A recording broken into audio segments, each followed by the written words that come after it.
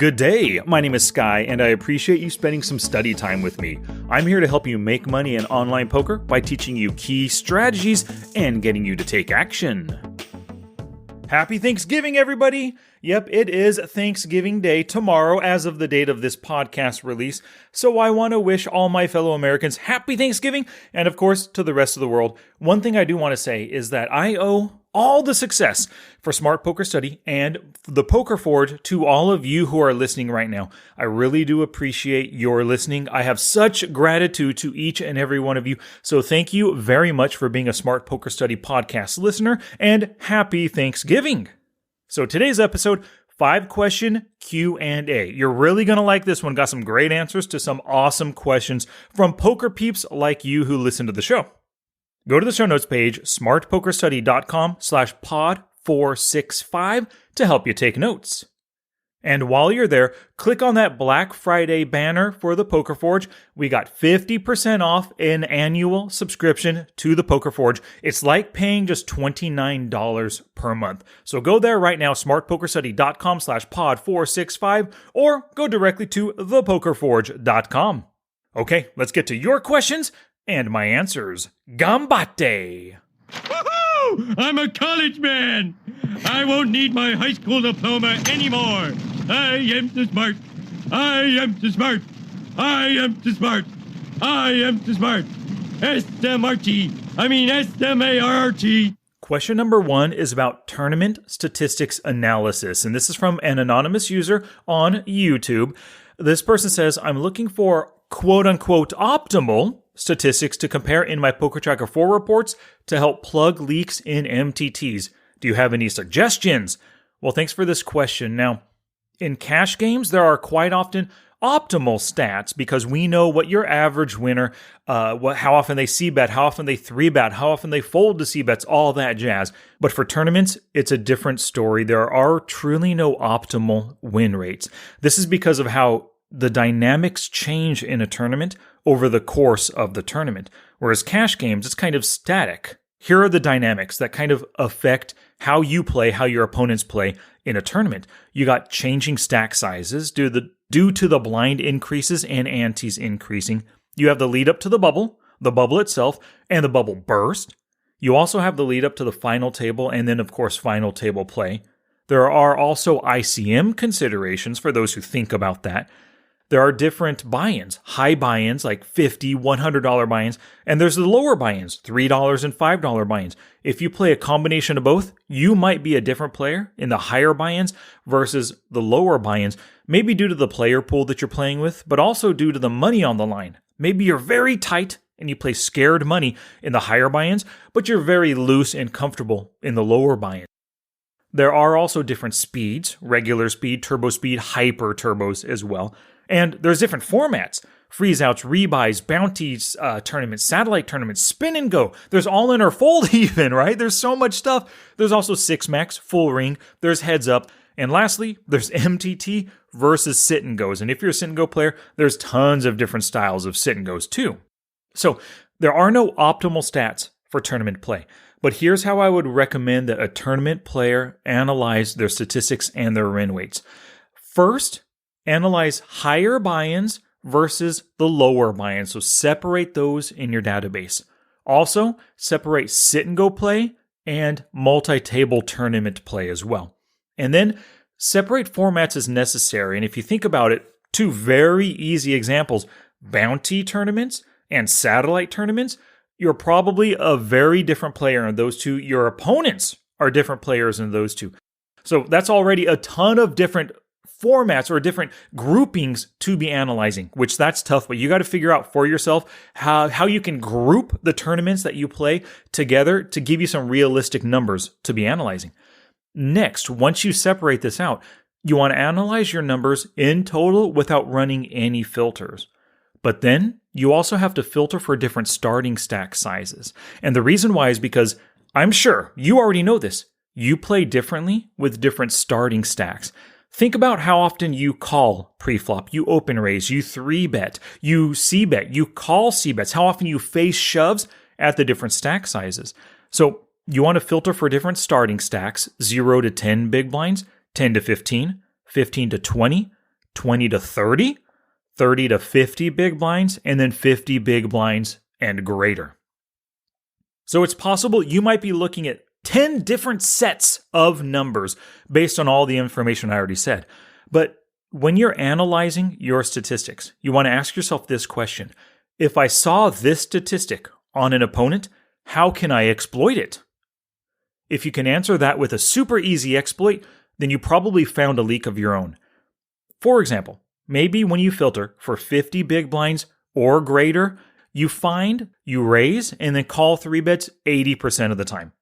The win rate when doing that is negative 425 big blinds per 100 hands. So at 50 big blinds or more starting stacks, you found a leak. This is something you need to address. When you run the same filter, maybe at 10 to 15, 15 to 20 big blinds, you don't have a leak right there. So yeah, you have a leak at that bigger stack size of calling 3-bets a little too liberally and then losing too much when you do so. So that's one thing that you definitely need to work on. Now, you also want to compare your statistics by starting stack with any kind of optimal cash game statistics that you find. And this could, of course, show you some possible areas of opportunity, because if there is a leak in a cash game, it's very likely that that's a comparable leak in tournaments as well. Now, lastly, this is something very important to look at. No matter how you're looking at your games, how you're breaking them up, how you're running filters and going through statistics and win rates, gotta pay attention to ROI, or return on investment, and your in the money percentages. So you might be a winning player at the lower buy-ins. Maybe you have a high ROI and a 25% in the money. Awesome. But at the higher buy-ins, maybe you have a negative ROI and you're only in the money 5% of the time. So there's an issue for you right there to nail down. Holy cow, I'm losing money in the higher buy-ins, making money in the lower buy-ins. What is going on right here? Is the player pool too strong for me? Am I playing scared money at the higher buy-ins? Or maybe I've played so few higher buy-in tournaments that's kind of skewing the data. All right, so thanks for that question, Mr. Anonymous. Now, question number 2, it's about minimum defense frequency. This one comes to us from Simon, and he says, here's my problem. If I call c-bets less than 66%, don't I give money to my opponents who c-bet half the pot on the flop? If I call 50% on the flop against a half pot c-bet, then my opponents can exploit me and literally c-bet 100% of the time with any 2 cards because I fold too often. My conclusion is that I have to call at least 66% on the flop, otherwise I will be easily exploited. What do you think about that? Alrighty, Simon, well, you're referring, just for the audience, you're referring to a minimum defense frequency, or MDF. When you follow that MDF, the goal behind doing that is to not allow your opponents to easily exploit you with their bluffs. And all the math that you were saying was absolutely true right there. Versus half pot bets, if you don't want to be exploited by all their bluffs, you have to defend 67%. But here's the thing. A lot of people believe that, a lot of coaches will teach that kind of stuff. But I believe it is not your job to make yourself unexploitable. So just because his bet breaks even 33% of the time doesn't mean you have to defend 67% of the time. Let's think about this. What if he's a value better? Of course, you don't know what he's holding at the time, but if you defend 67% versus his value range, you're probably just handing him money, theoretical money, because we haven't seen the turn or the river yet, right? When you just use math to determine your decisions, it doesn't take into account your opponent's tendencies. And that's the biggest issue for me. What if you're against somebody who you look at their statistics and they c-bet 15% of the time on the flop over a large sample? Well, I would never try to defend 67% of the time versus a value c-better who only c-bets 15%. You don't want to do that. If you just look at the math, you ignore the player. So I believe it is your job to exploit each player to the maximum and let your statistics fall where they may. And that's something I covered in a recent podcast, number 460. See, I don't play for the long run. When I am playing a session, I am playing right now in this session, in this hand, on this table, against these players, or against this specific player in a hand. And I'm just trying to make the best decisions I can in the moment with all information available to me. And I let the long run and my statistics, they just take care of themselves. As long as I'm doing what I should be doing now, I don't care what that fold to c-bet or call c-bet percentage is. let's imagine somebody else wanted to do what you were thinking about, and they're defending exactly 67% of the time, which means they're only folding 33%. How would you adjust to exploit this player? If somebody is defending 67% and only folding 33%, you would mostly value bet. So he would be theoretically over defending versus your super strong value range, and you'd be printing money when you see bet him. So I recommend that you defend with calls and raises versus the c-bet based on your read of the opponent's tendencies, the bet size, their position, their range, and how it interacts with the board, and then let your defense statistics just fall where they may. Question 3 comes to us from AK, and it's about going pro in poker.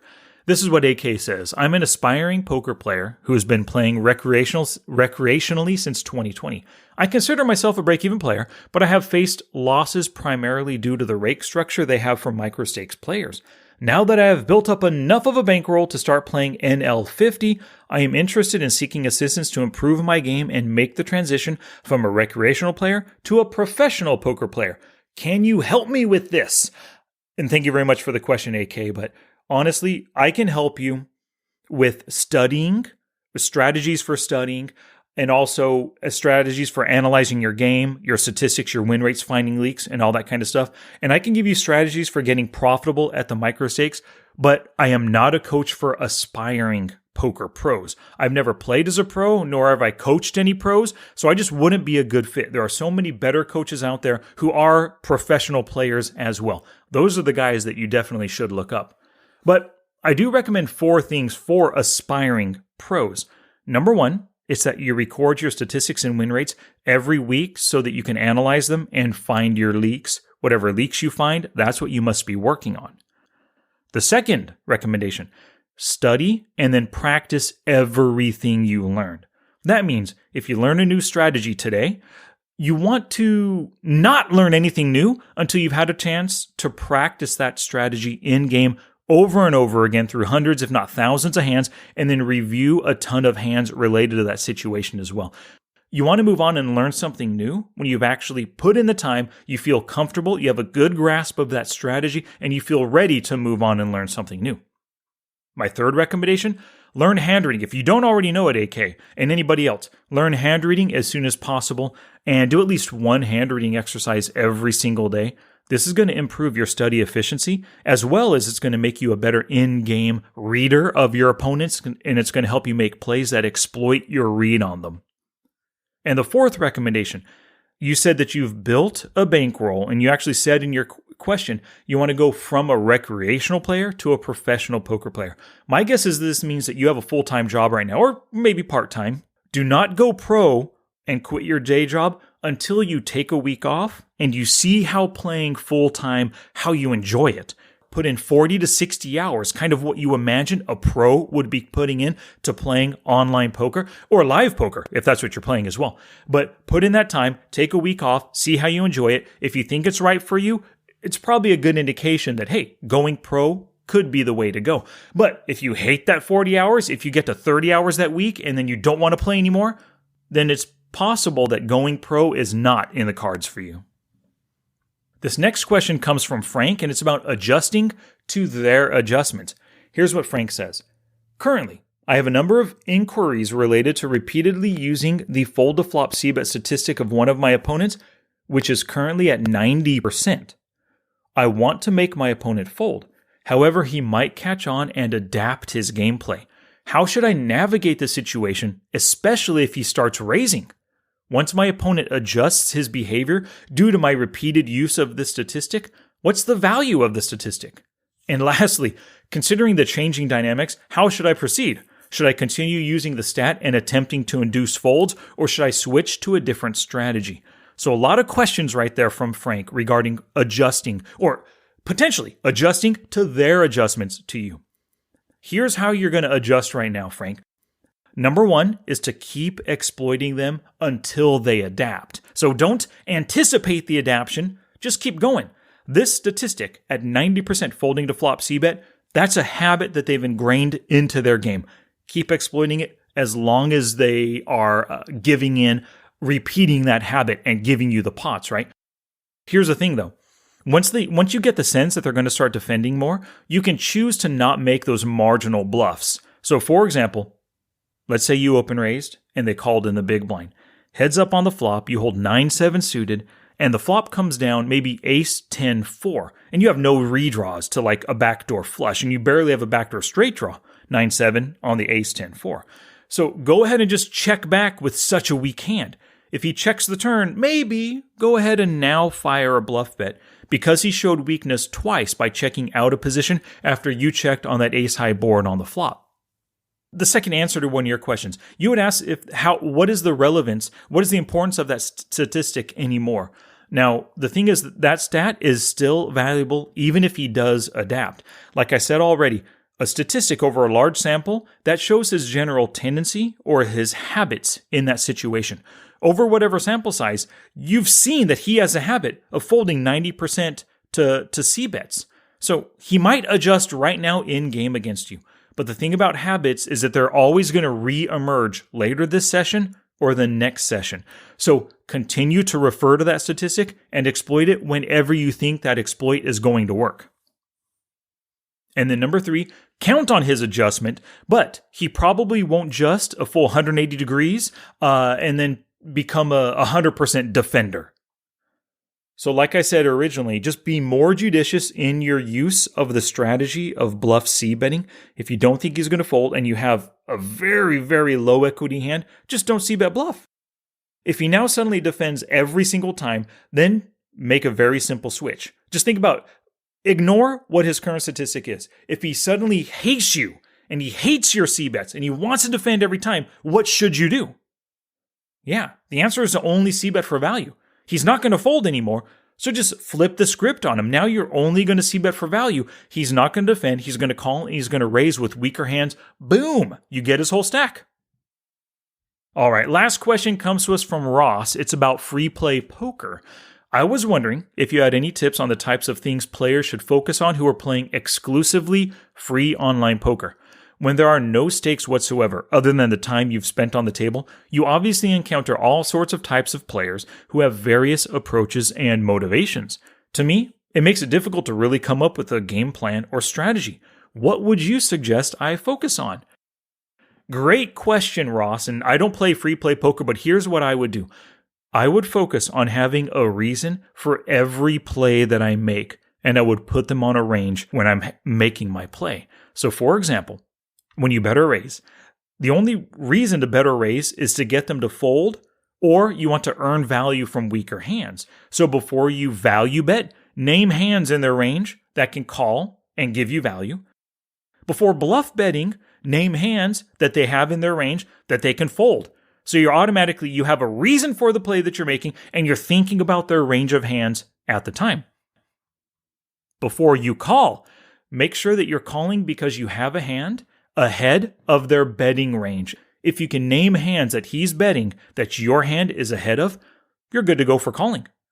Also, if he bets small and you have a draw and you're getting a good price on a draw, go ahead and do the break-even math in your head and make the call. And maybe you see a way to bluff him later. You understand this player. He makes a lot of flop bluff bets, like Frank potentially, right? But you call him on the flop to bluff as soon as he checks the turn. And also, when you check, make sure you think about or think ahead. You're checking right now on this board. What is your opponent going to do? Is he going to check? He's going to check behind. Is he going to bet? Whatever it is, have a plan before you check. You're going to check fold because his bet means this. You're going to check call because his bet means this and I'm ahead of his range. Or you're going to check raise because I flop top set and I think he's only value betting, so I'm going to get max value.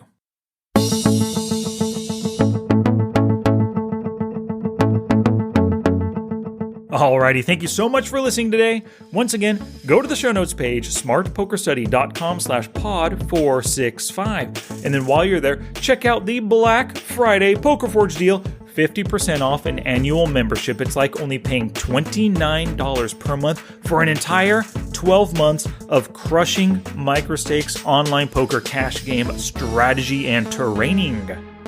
All right, once again, happy Thanksgiving, everybody. I appreciate you listening. And until next time, take action both on and off the felt to become the player that you want to be.